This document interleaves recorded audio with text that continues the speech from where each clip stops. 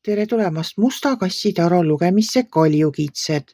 Siit tuleb lugemine teile nädalaks 6. kuni 12. aprill. Ma olen teile siia valmis pannud 7 kaarti ja vaatame, mis neil kaartidel teile selleks nädalaks öelda on. No te ootate siin saagi valmimist. See esimene kaart on meil müntide 7 ja müntide 7 räägib sellest, et teie olete oma töö ära teinud, olete usinalt külvanud, olete kastnud ja nüüd te ootate, millal teie saak valmib, millal teie projekt hakkab vilja kandma. Täht seal kõrval on tähekaart. Tähekaart tähendab lootust, tähendab tervenemist, tähendab unistusi. Tähekaart tähendab ka seda, et kui teil on olnud mingisugune mure, et siis nüüd see laheneb ära. Et see ongi nagu tervenemine. Ja nagu tähed näitavad teed taevas, nii näitab see täht teile ka teed. Et eks teil on need sisemised teadmised. Teie kõhutunne ütleb teile, mis on õige, mis on vale. Siis tuleb siit karikate 2. Karikate 2 on minu jaoks on see hingesugulase kaart. See on selline inimene teie kõrval, kellega te ühtemoodi hingate. See võib olla teie elukaaslane, abikaasa, see võib olla teie sõbranna või sõber, see võib olla teil juba olemas, aga see võib ka teie ellu sellel nädalal tulla. See on teie inimene, selline inimene, kellega te võite kõigest rääkida. Saate kõigest rääkida, ta mõistab teid, jagab teiega samu väärtushinnanguid, võib-olla vaatab elule samamoodi.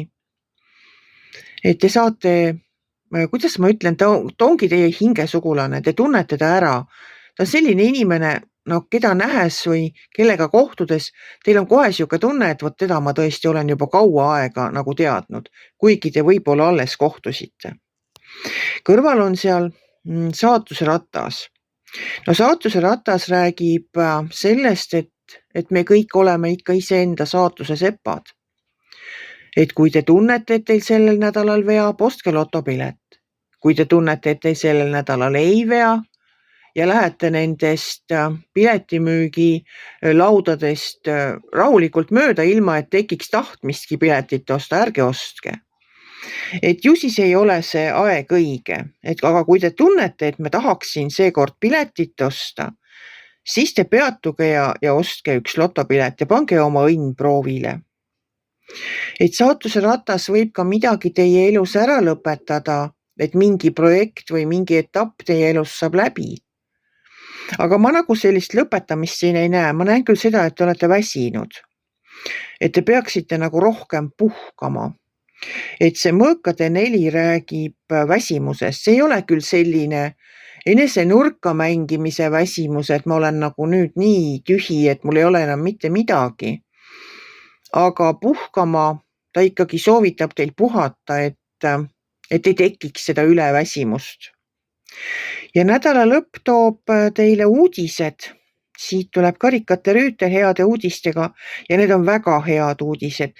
Need on üldse, ma arvan, et parimad uudised, mida te sellel aastal siiani saanud olete.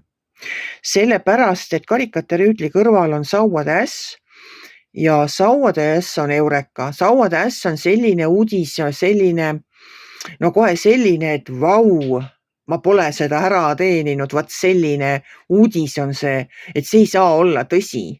Et te ei usu lihtsalt oma kõrvu või te ei usu oma silmi. Vot selline uudis tuleb teile sellel nädalal.